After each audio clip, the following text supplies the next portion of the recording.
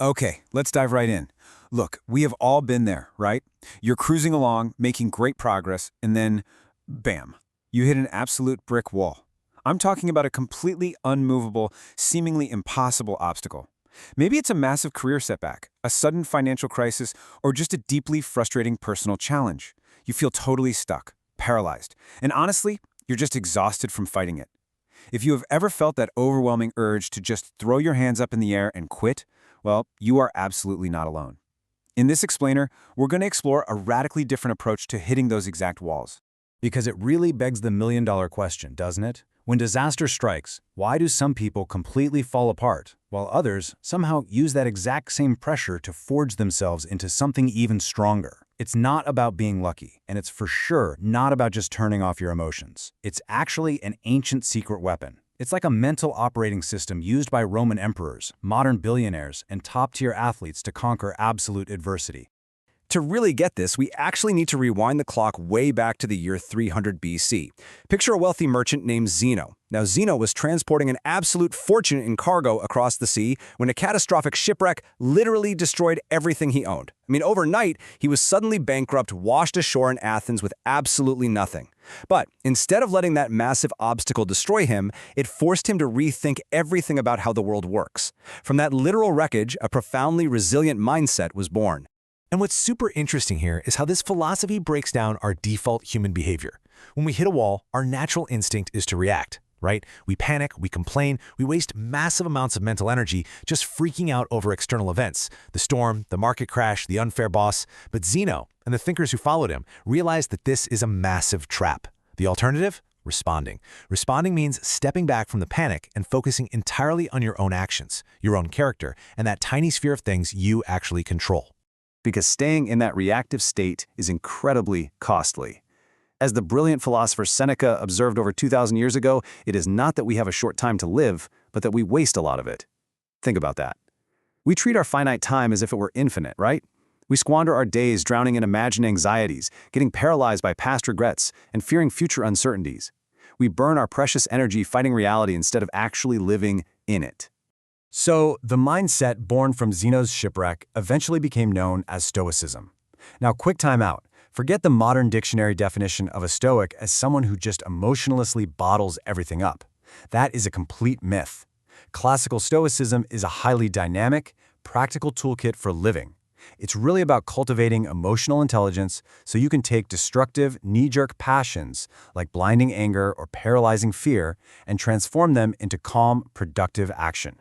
Which brings us to Section 1, the dichotomy of control. Let's look at what is actually up to us. Okay, so the crucial point here is this mental split. The philosopher Epictetus taught that we have to radically divide the world into two distinct categories. First, you have the externals, things not in our control. You don't control the weather, the economy, traffic, or what other people think of you. Spending energy here is practically useless. Second, you have the internals, things in our control. You completely control your own reactions, your deliberate choices, and the judgments you make about a situation. Epictetus's golden rule is beautifully simple. Make the absolute best use of what is in your power and take the rest exactly as it happens. This leads to a really profound realization from the Roman Emperor Marcus Aurelius. He said, "External things are not the problem. It's your assessment of them, which you can erase right now." Mind-blowing, right? The distress you feel isn't actually coming from the giant wall blocking your path. It's coming entirely from your judgment that the wall is a disaster. If you can learn to erase that negative assessment, you instantly regain your inner peace. But here is where it gets really exciting. Let's move into Section 2. The obstacle is the way. This is how we use the challenge. Because the Stoics didn't just stop at tolerating the obstacle. That's just baseline defense. They developed an offensive strategy. So, here is the step-by-step playbook for not just surviving a challenge, but actively using it. Step 1, change your perception. Strip away all the heavy emotion and try to see the problem objectively. Step 2, take action. Don't just sit there complaining. Start chipping away at the problem using only the tools you actually control. And step 3, build your inner will. Epictetus used a brilliant metaphor here. He said to think of yourself as a wrestler paired with a really tough opponent. That opponent, the obstacle, isn't there to destroy you. It's the ultimate training partner, put right in front of you to turn you into Olympic-class material. Which perfectly aligns with this powerful reminder. The true man is revealed in difficult times. Think about it. Circumstances don't make us, they reveal us. When everything is going smoothly, anybody can be calm, right? But when the storm hits, that is the exact condition required to practice excellence. The obstacle is literally providing you the resistance you need to grow your character. So, okay, we've learned to tolerate the obstacle, and we've even learned to use it as a training tool. But what if you could push it even further? What if there is an ultimate boss-level mindset that goes far beyond just making the best of a bad situation? Well, prepare yourself for the final paradigm shift in Section 3, Amor Fati. It is time to love your fate. Amor Fati translates directly to love of fate. And this brilliantly illustrates the absolute peak of resilience. It is the active, conscious choice to not just accept your circumstances with a heavy sigh, but to absolutely and enthusiastically love them. Yes, even this severe adversity, even the shipwreck. You embrace whatever happens because you see it as the necessary fuel for your own fire. Now, how do you actually do that in real life? By flipping your desires completely upside down. Epictetus advises, don't seek for everything to happen as you wish, but rather wish that everything happens as it actually will. Think about how much suffering comes from just fighting reality, wishing it didn't rain, wishing you didn't lose that big client. When you instantly align your desires with reality, your frustration just dissolves and your life begins to flow smoothly, no matter the terrain. The contrast between these two mindsets is pretty striking. Tolerating fate means you are just enduring pain with gritted teeth, constantly wishing things were different. Honestly, it's exhausting. But loving fate, amor fati, means you completely embrace the unpredictability. You look at the mess right in front of you and say, good, this is exactly what I needed to spark my own transformation. It becomes empowering instead of draining.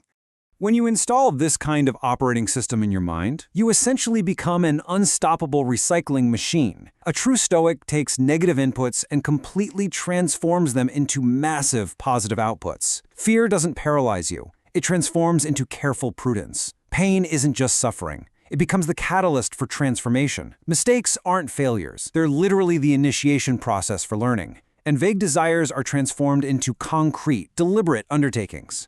The renowned psychiatrist and Holocaust survivor Viktor Frankl, whose insights perfectly echo this ancient wisdom, said it best. When we are no longer able to change a situation, we are challenged to change ourselves. When that wall is truly unmovable and your external control is entirely gone, the only path forward is internal evolution. The obstacle literally forces you to upgrade who you are.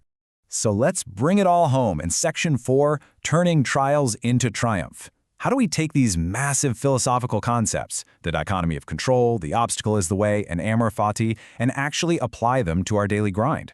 It all comes down to cultivating very specific daily habits. First, start small but strong. Great acts are made of tiny, consistent deeds. So break that massive obstacle down into the absolute smallest possible step you control right now. Second, focus on what's essential and ruthlessly eliminate distractions. Basically, do less but do it better. Third, rely on a resilient system, not just fleeting motivation or rigid goals. And finally, keep moving forward, even if it's just an inch a day. Forward momentum is your greatest ally against despair.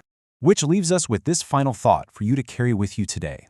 Look at that massive wall blocking your path right now. Think about the frustration, the setback, the thing keeping you up at night. Instead of asking, why is this happening to me? I want you to ask yourself, what is your biggest obstacle teaching you right now? Because remember, it is not in your way, it is the way. Embrace it, use it, and love it. That's all for this explainer. I really hope this sparks some powerful new ways of thinking for you